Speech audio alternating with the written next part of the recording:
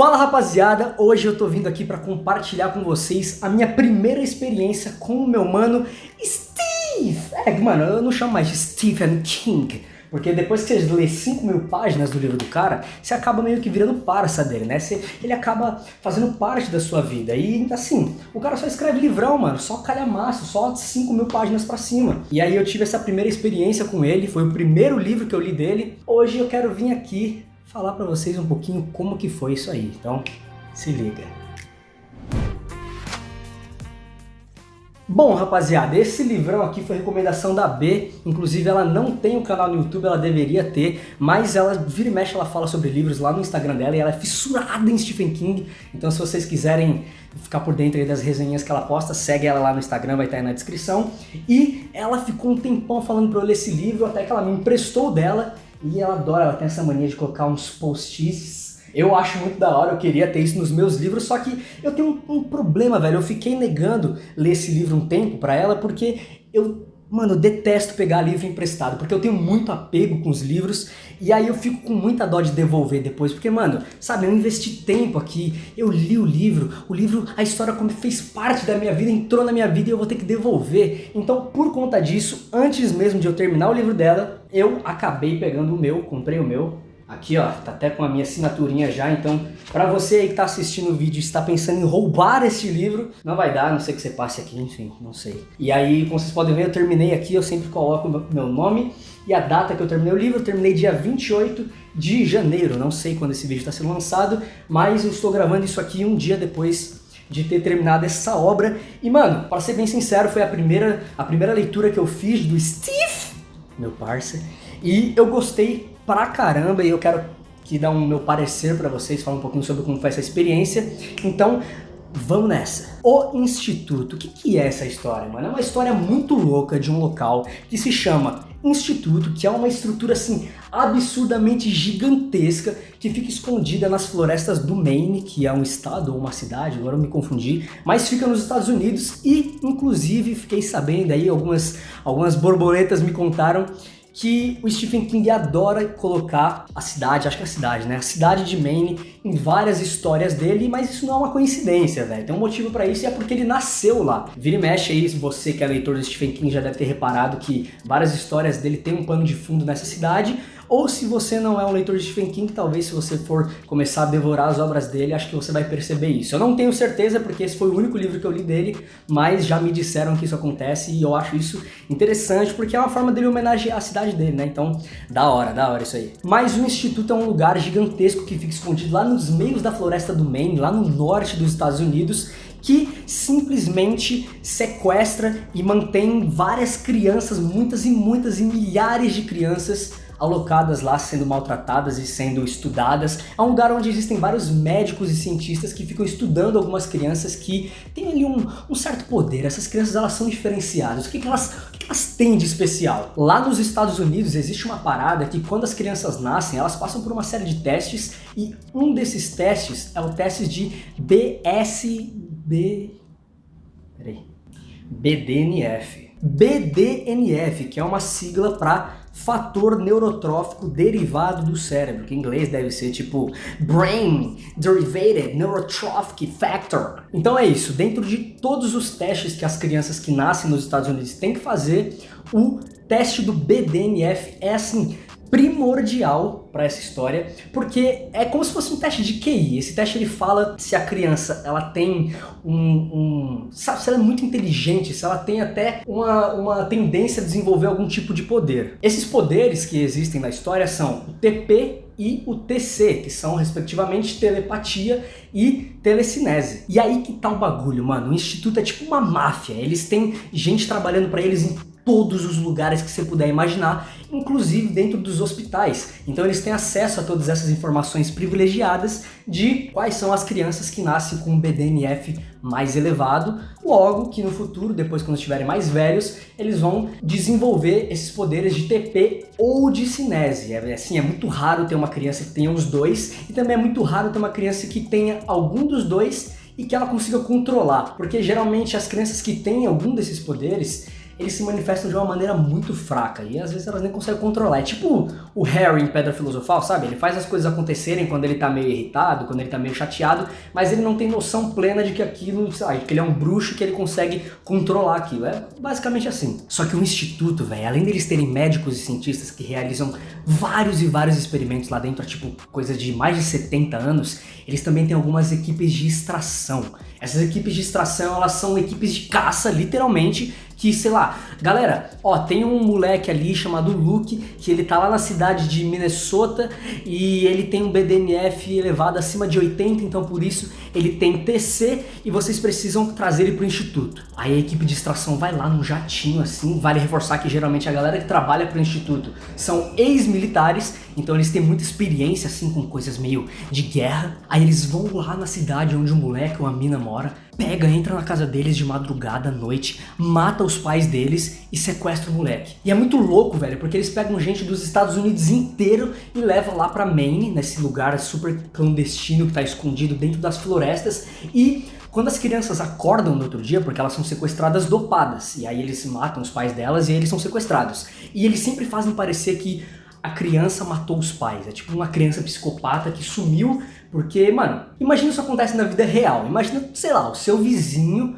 o filho dos seus vizinhos sumiu de repente e eles apareceram mortos. Mano, o que aconteceu? E aí eles montam toda uma cena pra parecer que o moleque ou a mina matou os próprios pais, é tipo um psicopata, e depois fugiu, não se sabe pra onde, porque a polícia vai investigar, né, quando tem um desaparecimento e mortes assim. Então eles montam toda uma cena pra parecer que o filho matou os pais e tudo mais. E aí é muito louco, porque quando eles acordam no instituto, a galera que organiza o lugar, as faxineiras e tudo mais, elas montam um quarto idêntico, velho, ao quarto que o moleque tinha quando ele morava na casa dos pais dele, quando ele tinha uma vida normal. Então, caso você seja sequestrado pelo instituto, você vai acordar dopado no outro dia e tal, você vai falar, nossa, que coisa estranha, parece meu quarto, mas algumas coisas eles não conseguem reproduzir e você saca que você não tá no seu quarto e você entra em pânico. E isso tudo que eu contei aqui foi basicamente o que aconteceu com o Luke, que é um dos protagonistas, inclusive o nome dele é Lucas. E ele é um moleque muito, coloca 17 milhões de muitos, inteligente. Isso com certeza tá ligado com o nível de BDNF dele, porque é como se ele tivesse um QI tão alto que, além da super inteligência, ele ainda desenvolveu uma espécie de poder. Então o Luke, que é esse moleque principal aí da história, ele tem 12 anos e ele é um super gênio, mano. Inclusive ele tava, com 12 anos, ele tava prestando lá o exame, tipo o Enem dos Estados Unidos, pra entrar ao mesmo tempo no MIT em Harvard. É, coisa normal do dia a dia, velho. Quem não conhece um moleque de 12 anos que estuda no MIT e em Harvard ao mesmo tempo?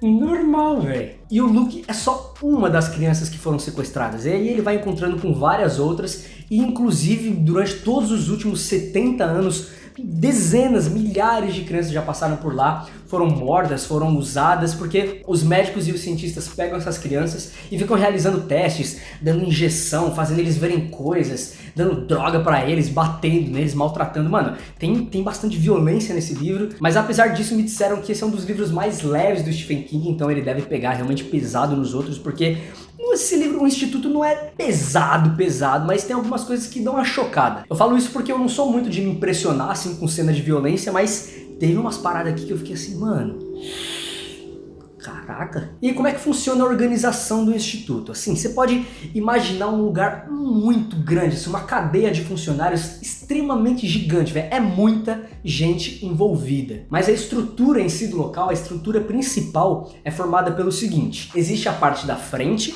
existe a parte de trás e existe a parte de trás da parte de trás. A parte da frente é onde as crianças ficam quando elas são sequestradas, então nos primeiros dias, enquanto elas estão recebendo os primeiros testes, e depois de um certo amadurecimento, depois que saem alguns resultados desses testes, a galera lá, os cientistas, os médicos, mandam essas crianças que já estão aptas a irem para a parte de trás. E aí na parte de trás é que o bagulho começa a ficar louco mesmo, aí é que elas começam a usar o poder delas para o que o Instituto realmente precisa delas. Mas calma aí que a gente já vai chegar lá. Depois que o Instituto suga todas as energias, ele consegue extrair o máximo que ele podia daquela criança, elas são transferidas para a parte de trás da parte de trás. E essa parte de trás da parte de trás, ela tem um apelido muito carinhoso que chama Horta. É por que Horta? Mano, é porque simplesmente as crianças que estão lá, é assim, uma galera grande. Elas já estão meio que em estado vegetativo, de tanto que elas foram sugadas e extraídas e passaram por tantos testes, que elas já estão em estado vegetativo, elas estão tipo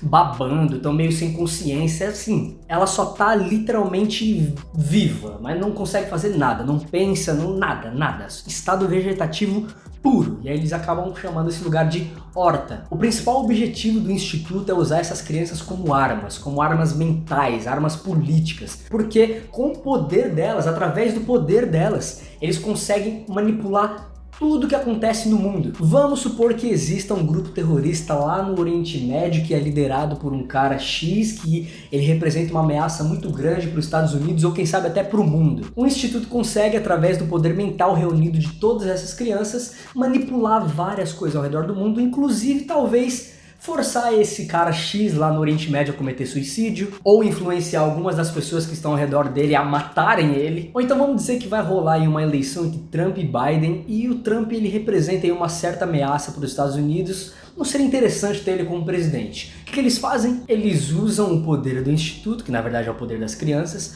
para conseguir manipular isso de alguma maneira e quem sabe fazer o Trump se matar, ou quem sabe manipular alguém para acabar matando o Trump. Então eles conseguem por meio disso manipular muita coisa da política mundial, muitas vezes ao seu próprio favor, mas eles também alegam que é pelo bem do mundo. E aí eles até utilizam esse pretexto para explicar para as crianças que estão lá que elas são na verdade heroínas, que elas estão salvando o mundo. Mas convenhamos que se você estiver sendo maltratado todos os dias, o dia inteiro, está sendo mergulhado num tanque de água que você é quase afogado até a morte, ou que você toma tapa na cara toda hora, talvez você possa ser o herói que for, acho que essa situação não vai ser muito agradável, né? Você vai acabar ficando meio revoltado, e aí, qual é a chance disso se tornar uma revolução? É meio alta, né? Então, pois é. Mano, a história desse livro é muito louca, velho, é muito complexa. Eu tô contando pra vocês aqui só por alto, mas é muito detalhe, mano, é muito da hora. E uma coisa que eu achei muito interessante também na construção desse livro é que, pô, acabei te contando tudo isso, mas se você pegar ele agora e começar a ler, você vai se deparar com as primeiras 50 páginas contando sobre a vida de um policial X, um personagem meio aleatório, que tá numa cidade do interior dos Estados Unidos, assim, mano, nada a ver, porque quando a B me contou a história desse livro, igual eu contei pra vocês, eu fui ler achando que eu tava lendo um instituto, e de repente começou contando uma história nada a ver por 50 páginas. Mas isso foi muito genial, velho, porque no comecinho do livro conta a história desse policial chamado Tim, que ele tá numa cidade do interior dos Estados Unidos, acho que na Carolina do Sul, que se chama Dupree. Sabe essas cidadezinhas do interior onde todo mundo conhece todo mundo? É muito, muito, muito pequena. É basicamente isso. Aí você fica, meu, o que isso tem a ver com a história de crianças que têm superpoder e controlam o mundo? E aí, de repente, lá na frente, chega um momento onde Stephen King, tipo, ele começa essas 50 páginas contando sobre esse cara, aí passa, sei lá, mais umas 300, e aí, de repente, esse cara aparece de novo, então fica tudo interligado, e, mano, eu achei muito da hora, e eu particularmente gosto muito desse personagem, o Tim. Inclusive, os meus favoritos aqui são o Luke e o Tim, que são os protagonistas, vamos chamar assim, é porque tem vários protagonistas. Mas é basicamente isso aí o enredo da história, rapaziada. Não vou contar muito mais do que isso, nem vou contar os plot twists que tiveram no final, inclusive eu gostei do final. Eu já percebi que quando a história é muito boa, o final geralmente é meio zoado, né? Mas nesse caso, eu não achei zoado, eu gostei mesmo. Então, pra minha primeira experiência com o meu mano Steve,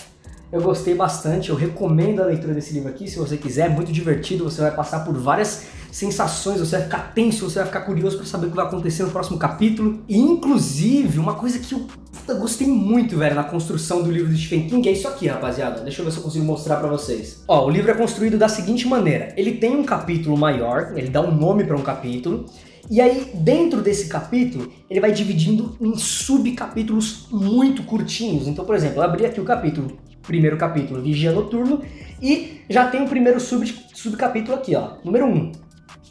Aí você passa a página, mano, é só isso aqui, já vai pro 2. Aí você passa a página, É só isso aqui e já vai pro 3. Isso dá uma sensação muito gostosa no cérebro de que você tá fazendo progresso rápido, que você tá conseguindo sair do lugar. E aí você acaba meio que devorando o livro, porque é muito ruim quando você pega aqueles livros que o capítulo tem tipo 40, 50 páginas, tá ligado? E aí isso aqui dá essa sensação de que você tá progredindo rápido e você fica, caramba, que legal, vou ler só mais um, só mais 2 pagininhas. Aí você chega e, caramba, vou ler mais um, só mais 2. E aí daqui a pouco você vai ver, você já devorou o livro. Então isso aí foi um ponto muito positivo pra mim. Eu não sei se todos os livros do Stephen King seguem essa mesma construção, mas se sim, pô, muito da hora, velho. Mas, apesar de eu ter curtido muito a história, ter achado muito legal, a escrita dele é muito legal, a narrativa dele é muito legal, eu tenho um ponto assim, um contraponto que é o seguinte: o Stephen King é um cara meio prolixo. Ele acaba às vezes se estendendo demais em algumas coisas que, no meu ponto de vista, não tem necessidade. Ele acaba se tornando assim um pouco meio repetitivo. E claro, isso vocês podem ver aqui, evidentemente, porque ele não tem livro pequeno, né, velho? Todos os livros dele são gigantescos assim. Mas no meio dessa leitura eu consegui reparar que ele meio que consegue usar isso aí como um artifício interessante. Por quê? Ele mesmo percebeu que ele é muito repetitivo. Então,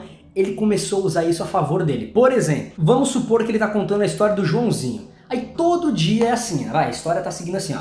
Aí o Joãozinho acordou e foi na padaria. Aí o Joãozinho acordou e foi na padaria. Aí no outro dia, o Joãozinho acordou e foi na padaria. No outro dia, o Joãozinho acordou e foi na padaria. No próximo capítulo você vai estar tipo assim, tá, já sei que o Joãozinho acordou e foi na...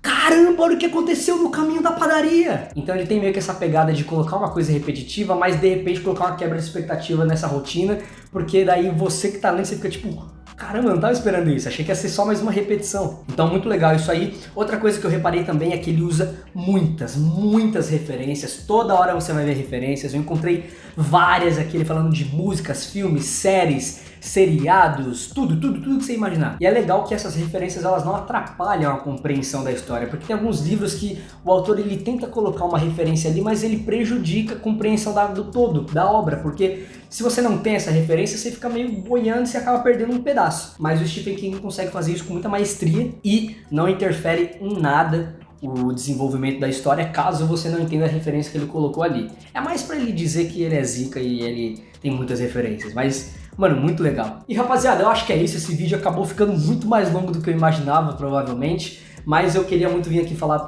pra vocês sobre como foi a minha primeira experiência com o Stephen King, queria deixar esse registro aqui. Eu gostei muito, recomendo aí se você estiver pensando em ler algum livro do Stephen King. Esse aqui foi um dos últimos que ele lançou no ano de 2019, então muito recente, muito moderno, muito legal, e fica a recomendação aí pra vocês. Com certeza eu deixei muita coisa aí de fora, até porque, mano, é muito grande a obra, acho que nem se você colocasse o Stephen King aqui pra falar, Stephen King, fala aí um pouco do seu livro, ele não ia conseguir lembrar de tudo. Então espero que você tenha ficado curioso, minimamente curioso aí pra ler, e espero que você tenha gostado da minha resenha. Eu quero muito fazer mais isso aqui. Todos os livros que eu ler agora eu vou resenhar aqui no canal. E é isso aí, rapaziada.